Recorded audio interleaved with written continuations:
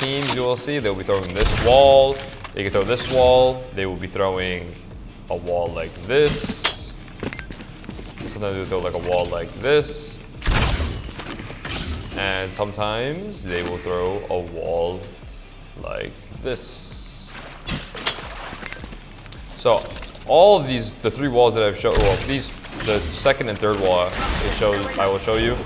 It is there's multiple function for it. It will block off for the first one from here to all the way here. It's gonna be blocking off mid, so they have to run through the wall. It'll be blocking off elbow, and also be kind of like a little bit of blocking for B main for right here. Same thing for the A one. It blocks the A main. It allows you to have a crossfire like this to flood in after they take the first one, because a lot of people are running double duelist. And if you're running double duelist, you are going to be breaking this smoke no matter what. So it's very difficult to deal with. So the Viper is using this wall to just have more of like a second line of defense, but also be able to like block off mid and other single areas. It's blocking a lot of stuff and allows you to be very creative and allows you to be very versatile. Hey guys, it's Rossy from Team Envy. I'm with ZOWIE Esports Academy, and I'll show you how to play Viper on Breeze.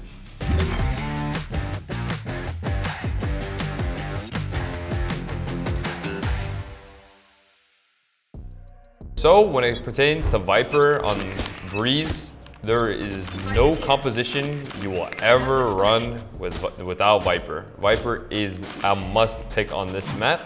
You will see nowadays a lot of double controller, Viper Astra, maybe even Omen Viper. No matter what, you will see Viper. Viper is the main pick, but I wouldn't say it's necessarily the main smoker due to how Viper is. Whenever you play Viper on bind, you'll put the short A ball. On Breeze, you'll see a lot of people will be defaulting this A wall. Some people default it, some people will pocket it and use it on the exec, and that's the two ways to play it. But for me, Viper will be the main conditioner. She is the main smoker, as she's a pick, but not really, as you have like an Asher or Omen to be very flexible with the smokes. They'll throw two smokes here. Sometimes they'll smoke off the nest. It's kind of like a 50-50. They share the job. You need both. You need both. When it's together. It's not one person solely doing it due to the play styles, and that's how it is. So for me personally, I will always be coming in here and I will throw this orb for DD or double doors, whatever you like to call it, to block off vision from the defenders so they cannot see what is going on from here and get passive information. Sometimes I will throw the A wall to make sure that to cut off the angle, so the only place they can be playing is close bricks, which is a very committed angle, or here. So you have to put a Yoru or someone else there, or you just have to play passive from sight, and that is giving up way too much space. There is times where I'll be holding my wall, and I will be, throwing it on B, just like this, block off B. Sometimes I will be holding it, like let's say we smoke off DD, go up together, I'll be smoking off like this. So it's just a different play style. A lot of teams will hold, a lot of teams will default it, some people will hold it. It just depends on the matter of how you play. And that's really, honestly, all it for Viper when it comes to the difference between holding the wall or using it as a default. Most people use it as default, some people use it as exec. That's really it. So when it comes to Viper on defense, on this map, a lot of teams you will see, they'll be throwing this wall. They can throw this wall. They will be throwing a wall like this. Sometimes they'll throw like a wall like this. And sometimes they will throw a wall like this. So all of these, the three walls that I've shown, well, the second and third wall I will show you. There's multiple function for it. It will block off for the first one from here to all the way here. It's gonna be blocking off mid, so they have to run through the wall. It'll be blocking off elbow, and also be kind of like a little bit of blocking for B main for right here. Same thing for the A one. It blocks the A main. It allows you to have a crossfire like this to flood in after they take the first one, because a lot of people are running double duelist. And if you're running double duelist, you are going to be breaking this smoke no matter what. So it's very difficult to deal with. So the Viper is using this wall to just have more of like a second line of defense, but also be able to like block off mid and other single areas. It's blocking a lot of stuff and allows you to be very creative and allows you to be very versatile. You can walk down mid, fight mid together. With the B1, you can walk down elbow right here. It has the as like I did before, has the wall to cut off like this. So we'll throw the wall like this, right? Sometimes like this, like some variation of this, right? You can walk down elbow, block this, and you can walk down here. You can walk down mid. It allows you to block a lot of things and have multiple uses for it. So Vipers is always constantly triggering it on and off, and you can be doing so many things with it, and that's why it's super powerful in the defense. And when it comes to the first one that I showed, where you would see teams throw this one, this is specifically because the B site is so hard to hold. There's so many, like, people will be dumping the site with you, so you can't really play too many sites. This is all wall bangable, you know, there's like little corners here and there, but it allows your teammates to flood into the site to help your B anchor. Like, you can have your Viper here, you can have your Asher, you can have your Jet here, right? Let's say I'm the B player, I have my smoke here. Okay guys, yo, they're coming B, boom, all these smoke. First line of delay, okay, that's done. Now all guys are coming in, I'm gonna wall up, I'm gonna be able to reposition, have my teammates are now here to fight with me, and it makes that site really awkward to cut as they have to go through the wall here, come through the default, between these corners, and it even allows you to fight through it, right? You can have your teammate flash through, you can fight through it together, and yeah, it's really good for that. The smokes you'll see mainly for Viper have multiple uses, and you can do it whenever and trigger it on and off, and it's very hard to read what you're doing. For whenever you're playing ranked or even in pro play, let's say you, like when I talk about pocketing the wall, whenever it's the freeze time at 1 second, you don't want to be jumping your wall at 40 seconds, right? But a lot of teams, when they're holding the wall, you're going to wait till 0 seconds. Or you're going to even wait a little longer. You're going to have your teammates walk up a little bit. Okay, 135, now they're here, they're ready. Okay, you guys ready?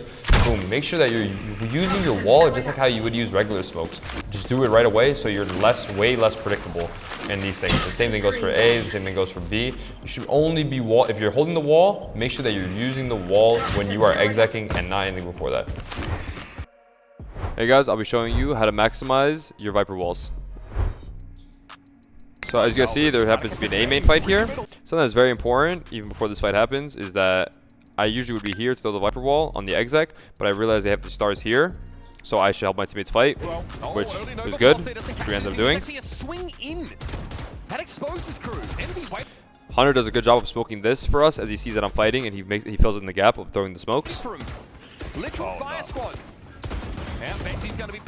So as soon as this kill happens, I realize we've killed 3 at A.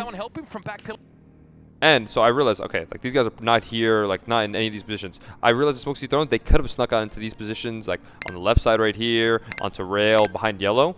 So instead of doing the regular one, I decided here to maximize all the space that we've gained and cut off the areas that we didn't know, without leaving any gaps, right? I don't give him any things to play with. If he comes through this wall, he's in the open, he's exposed to many angles. If he comes here, Kez is watching it. You know, all these spots are covered. Here, Poppin's watching this as well. So no matter what, he will get traded. Another player so far up on the side though. Well, they've got a wrap from Kesnet. And this allows Kesnet, he peeks perfect with the wall and gets his kill.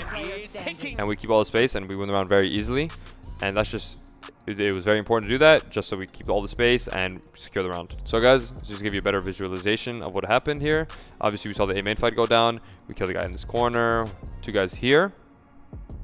And like once again, like I said, Hunter throws really good smokes right here, but I recognize this and I see that, okay, like we weren't in this position to see if anyone could walk through these smokes. So these are all gaps now. Even here's a gap. So all this little area right here are gaps. This, like literally this line is a gap right here. So I recognize this in the real time. As soon as this happens, I realize, okay, I'm going to use a Viper wall that, okay, which Viper wall can I do to fully cut everything, but maintain as much space as possible without giving them anything to play? And I decided to do this one, as you see, because Governor was literally at the rail. It blocked him off of here.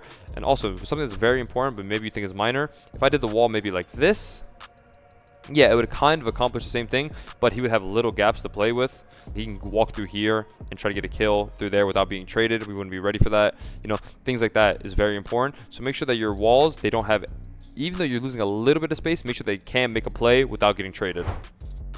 Now guys, I'll show you a perfect example of like how we win the round without even shooting my gun. So as you guys see, we do a dart smoke combo. Stinger though isn't that bad if you can We actually do a dart smoke combo to block off mid fully. Demon 1 can't see anything mid, so now his teammates like now feels like a lot of pressure, so he has to go into elbow, which is what we want. The pit down. That's very true. Big ult to account for Penny.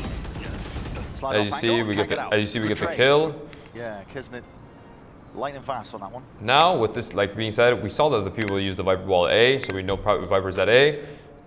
We know there's probably not solo A. This guy's at DD, thank God, and one guy's joining us. So as soon as we hear that, we know instantly it's one guy B. And I will see, I'll be using the wall right on top. As soon as my teammate Kez is already dashing out, I put the wall up. Wall goes up now, though, and a dash. We smoke. Signal everything. Vic. Go to util by 100 to block all these things. Yeah, wasn't expecting the Kesnet. And we perfectly take the site like this, we clear everything like that. Now in the 4 versus 3, Papa gets a kill through the smoke. State of affairs in a game like this so far.